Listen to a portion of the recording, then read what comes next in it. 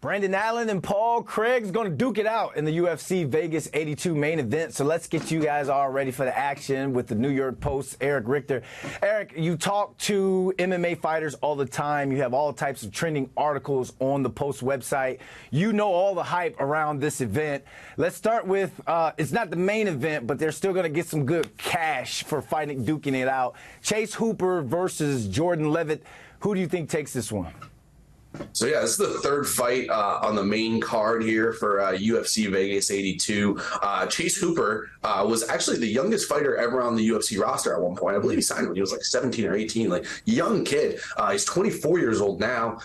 He's fallen on some hard times leading up to this point. There's a lot of growing pains for our guy Chase Hooper.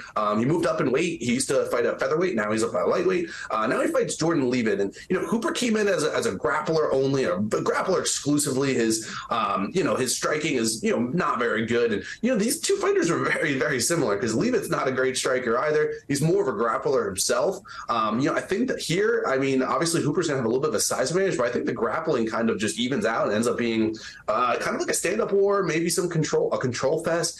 I see this one going the distance, -120 on Bet Rivers. That's where I would go with it.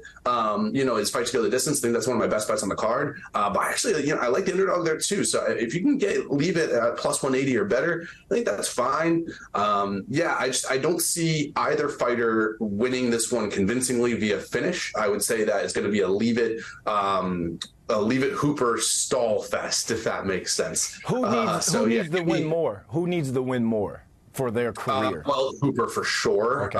Leavitt's, he's 11-2. He's fought pretty well. He just lost to Paddy Pimblett, but Hooper, at one point they were saying that he's going to be a future champ. Now he's barely favored over Jordan Leavitt. So, Hooper definitely needs this one more. I just don't trust him as a -200 favorite. He's never shown us that he can cover a -200 favorite price. There's just no reason to. All right, so to all the people that's thinking about betting on Hooper, you better leave it alone. You see what I did there? Dad jokes, man, dad jokes. All right, let's talk about the main event now. Paul Craig, Brendan Allen. Who do you like in this one? So this is the main event, and I got to be honest. So Paul Craig, again, another weight change here. He was the light heavyweight.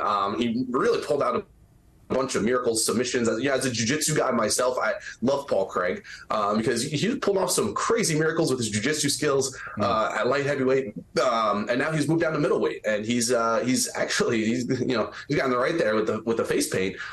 He's actually looked really good at middleweight. He covered as a +250 underdog against Andres Muniz. He knocked him out via TKO, ground and pound. He looked amazing. I don't see why he is a +350 underdog here. He's even bigger underdog here against Brendan Allen. Allen's a good grappler himself, but I think that Craig is actually the bigger guy. I think he's got more size. He's not going to win any striking exchanges, but I don't see why he is this big of a dog. And his TKO price, he just TKO'd Andres Muniz, and he's 11-1 to TKO Brendan Allen. He ground and pound. Control on top.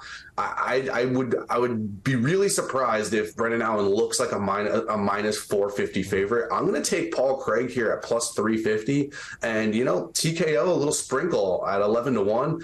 I don't understand the pricing here. I don't think Brendan Allen should ever be a -500 favorite unless it's literally against total can, and Paul Craig is not that. All right, that's the fight to keep an eye on, and it all goes down live from Sin City tonight, UFC Vegas 82. Erich, thanks for hopping on with us, my man.